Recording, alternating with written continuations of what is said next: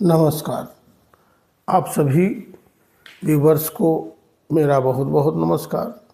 और मेरा बहुत बहुत नमस्कार उनको है जिन्होंने मेरे इस चैनल को सब्सक्राइब किया है, मेरे उत्साह को बढ़ाया है जिन्होंने।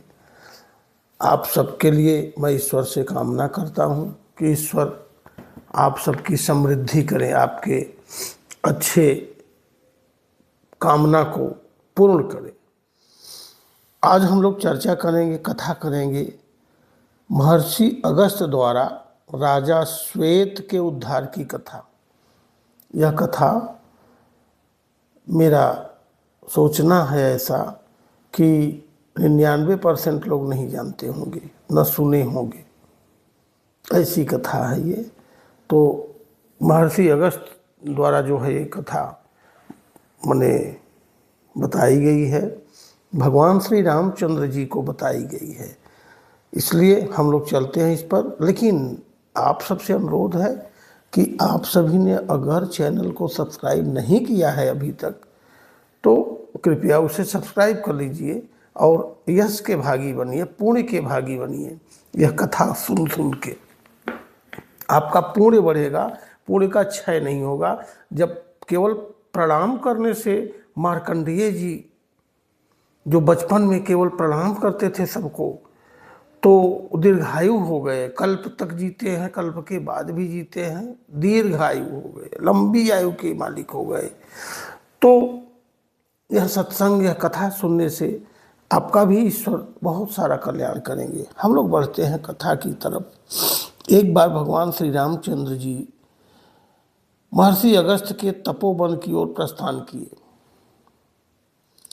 फिर श्री रघुनाथ जी पुष्पक विमान से उतरे, वहाँ गए और मुनि श्रेष्ठ अगस्त्य को प्रणाम करने के लिए उनके समीप गए।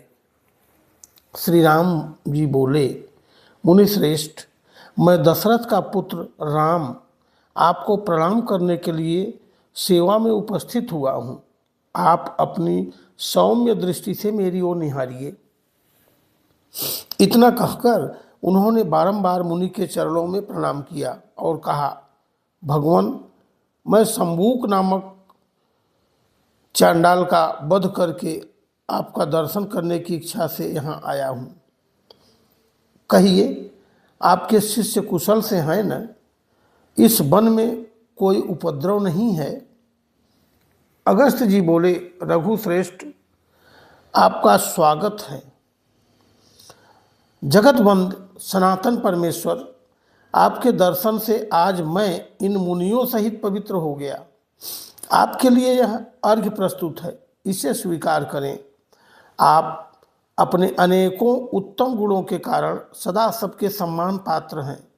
मेरे हृदय में तो आप सदा ही विराजमान रहते हैं, अतः मेरे परम पूज्य हैं। आपने अपने धर्म से ब्राह्मण के मरे हुए बालक को जिला दिया।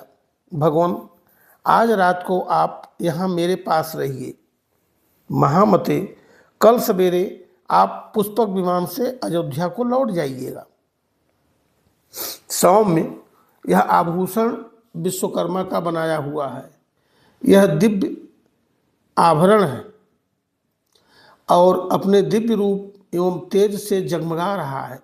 राजेंद्र, आप इसे स्वीकार करके मेरा प्रिय कीजिए, क्योंकि प्राप्त हुई वस्तु का पुनः दान कर देने से महान फल की प्राप्ति बताई गई है।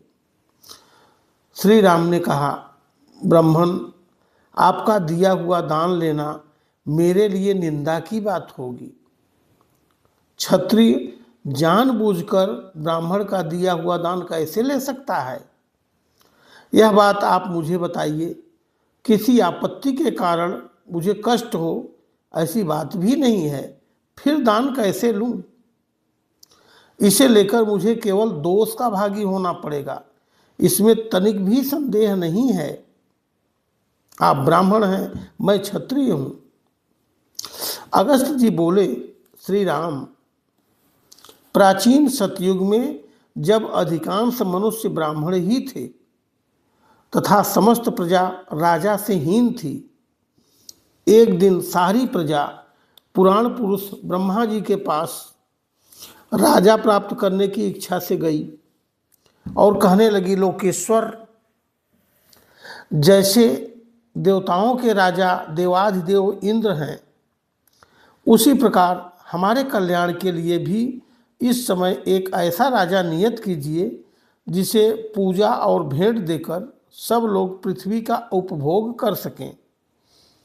तब देवताओं में श्रेष्ठ ब्रह्मा जी ने इंद्र सहित समस्त लोकपालों को बुलाकर कहा, तुम सब लोग अपने अपने तेज का अंश यहाँ एकत्रित करो। तब संपूर्ण लोकपालों ने मिलकर 4 भाग दिए। वह भाग अक्षय था।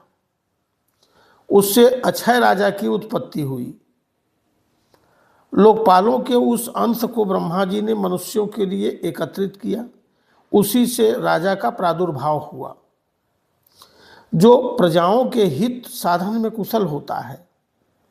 इंद्र के भाग से राजा सब पर हुकूमत चलाता है। वरुण के अंश से समस्त देहधारियों का पोषण करता है। कुबेर के अंश से वह याचकों को धन देता है तथा राजा में जो यमराज का अंश है उसके द्वारा वह प्रजा को दंड देता है। रघुश्रेष्ठ, उसी इंद्र के भाग से आप भी मनुष्यों के राजा हुए हैं। इसलिए प्रभु, मेरा उद्धार करने के लिए यह आभूषण ग्रहण कीजिए। तब श्री रघुनाथ जी ने महात्मा अगस्त के हाथ से वह दिव्य आभूषण ले लिया, जो बहुत ही विचित्र था और सूर्य की तरह चमक रहा था। उसे लेकर वे निहारते रहे, फिर बारंबार विचार करने लगे, ऐसे रत्न तो मैंने विभीषण की लंका में भी नहीं देखे।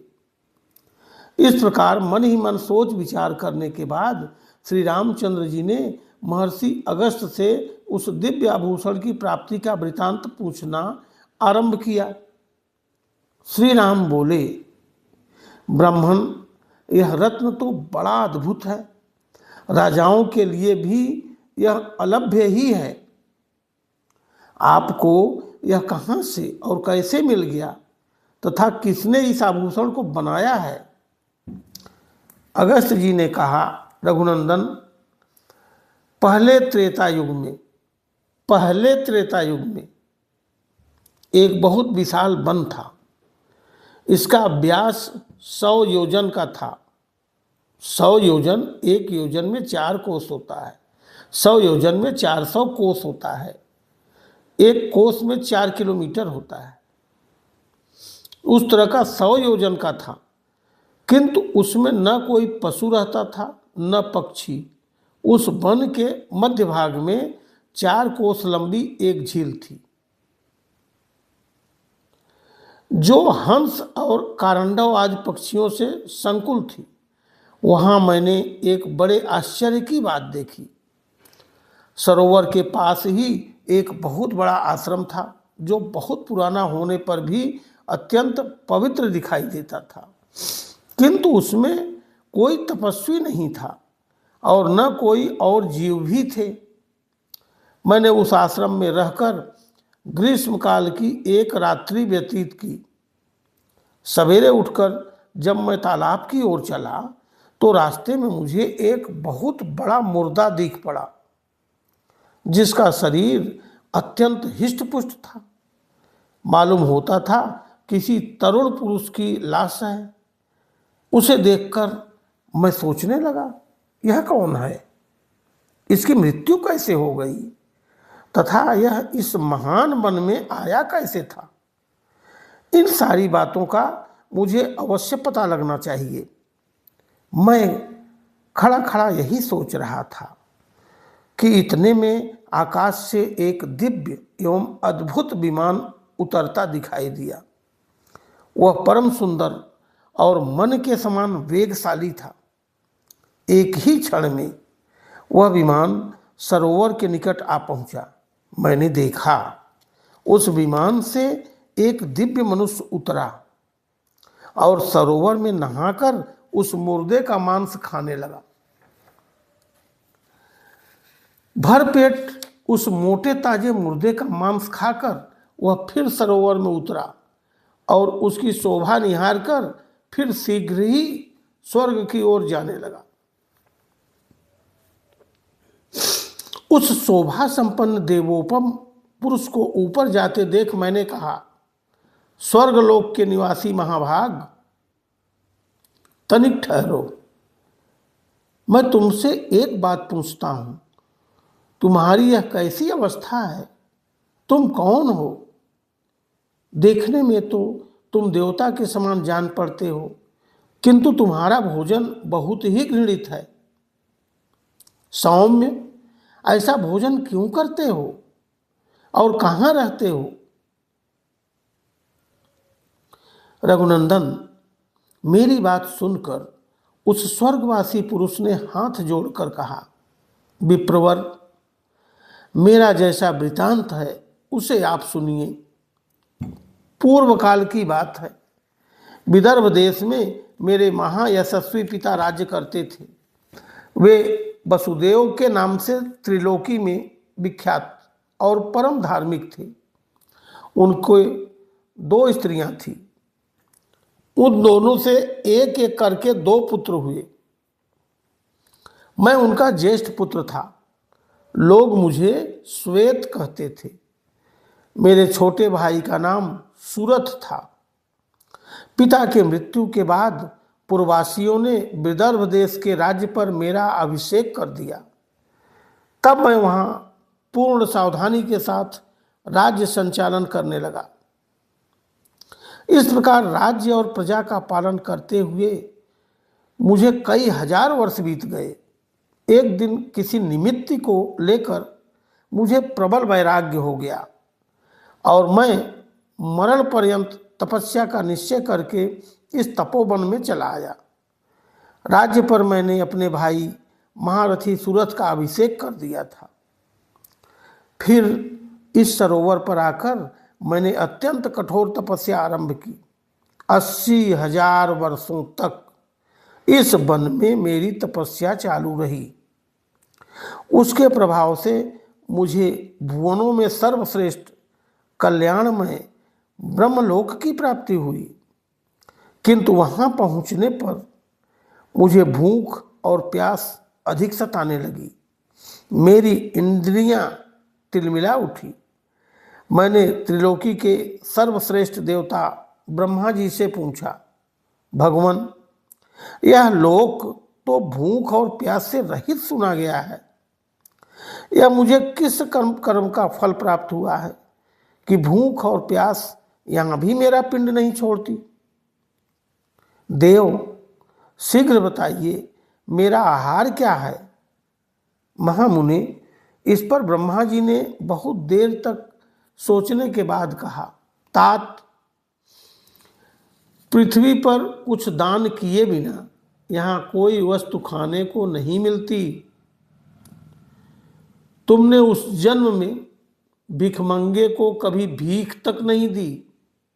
जब तुम राजभवन में रहकर राज्य करते थे तब तुमने भिखमंगे को भीख तक नहीं दी है।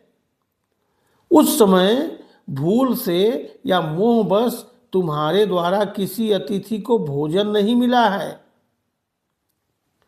इसलिए यहाँ रहते हुए भी तुम्हें भूख प्यास का कष्ट भोगना पड़ता है। राजेंद्र, भांति भांति के आहारों से जिसको तुमने भली भांति पुष्ट किया था, जिस शरीर को, वह तुम्हारा उत्तम शरीर पड़ा हुआ है। उसी का मांस खाओ, उसी से तुम्हारी तृप्ति होगी। ब्रह्मा जी के ऐसा कहने पर मैंने पुनः उनसे निवेदन किया, प्रभु, अपने शरीर का भक्षण कर लेने पर भी फिर मेरे लिए दूसरा कोई आहार नहीं रह जाता है जिससे इस शरीर की भूख मिट सके तथा जो कभी चूकने वाला न हो। ऐसा कोई भोजन मुझे देने की कृपा कीजिए। तब ब्रह्मा जी ने कहा, तुम्हारा शरीर ही अक्षय बना दिया गया है। उसे प्रतिदिन खाकर तुम तृप्ति का अनुभव करते रहोगे। इस प्रकार अपने ही शरीर का मांस खाते जब तुम्हें 100 वर्ष पूरे हो जाएंगे, उस समय तुम्हारे विशाल एवं दुर्गम तपोवन में महर्षि अगस्त्य पधारेंगे। उनके आने पर तुम संकट से छूट जाओगे। राजर्षे वे इंद्र सहित संपूर्ण देवताओं और असुरों का भी उद्धार करने में समर्थ हैं। फिर तुम्हारे इस घृणित आहार को छुड़ाना उनके लिए कौन सी बड़ी बात है। भगवान ब्रह्मा जी का यह कथन सुनकर मैं अपने शरीर के मांस का घृणित भोजन करने लगा। विप्रवर, यह कभी नष्ट नहीं होता तथा इससे मेरी पूर्ण तृप्ति भी हो जाती है। न जाने कब वे मुनि इस वन में आकर मुझे दर्शन देंगे। यही सोचते हुए मुझे 100 वर्ष पूरे हो गए हैं। ब्रह्मन, अब अगस्त मुनि ही मेरे सहायक होंगे, यह बिल्कुल निश्चित बात है। राजा श्वेत का यह कथन सुनकर तथा उनके उस घृणित आहार पर दृष्टि डालकर मैंने कहा, अच्छा तो तुम्हारे सौभाग्य से मैं आ गया। अब निस्संदेह तुम्हारा उद्धार करूंगा। तब वे मुझे पहचानकर दंड की भांति मेरे सामने पृथ्वी पर पड़ गए। यह देख मैंने उन्हें उठा लिया और कहा, बताओ मैं तुम्हारा कौन सा उपकार करूं। राजा श्वेत बोले, ब्राह्मण, इस घृणित आहार से तथा जिस पाप के कारण यह मुझे प्राप्त हुआ है उससे मेरा आज उद्धार कीजिए, जिससे मुझे अक्षय लोक की प्राप्ति हो सके। ब्रह्मण से अपने उद्धार के लिए मैं यह दिव्य आभूषण आपकी भेंट करता हूँ, इसे लेकर मुझ पर कृपा करिए। रघुनंदन, उस स्वर्गवासी राजा की ये दुख भरी बातें सुनकर उसके उद्धार की दृष्टि से ही वह दान मैंने स्वीकार किया, लोभ बस नहीं। उस आभूषण को लेकर ज्यों ही मैंने अपने हाथ पर रखा, उसी समय उनका वह मुर्दा शरीर अदृश्य हो गया। फिर मेरी आज्ञा लेकर वे राजऋषि बड़ी प्रसन्नता के साथ विमान द्वारा ब्रह्मलोक को चले गए। इंद्र के समान तेजस्वी राजऋषि श्वेत ने ही मुझे यह सुंदर आभूषण दिया था और इसे देकर वे पाप से मुक्त हो गए। यह थी महाराज श्वेत और अगस्त्य जी की कथा। अगर महाराज श्वेत का उद्धार इसमें हुआ अगस्त्य जी के हाथों से। आज की कथा यहीं तक, 18 मिनट हो गई है। फिर मिलते हैं अगले चैप्टर में। भगवान श्री रामचंद्र जी दंड कारण की उत्पत्ति का वर्णन पूछते हैं ऋषि अगस्त्य जी से, उस कथा को हम लोग कहेंगे। तब तक के लिए आप सभी को नमस्कार। ईश्वर प्रभु श्री राम आप सबका अच्छा दिन बनाएं, आप सबकी तरक्की करें, यही कामना है मेरी। नमस्कार आप सभी को।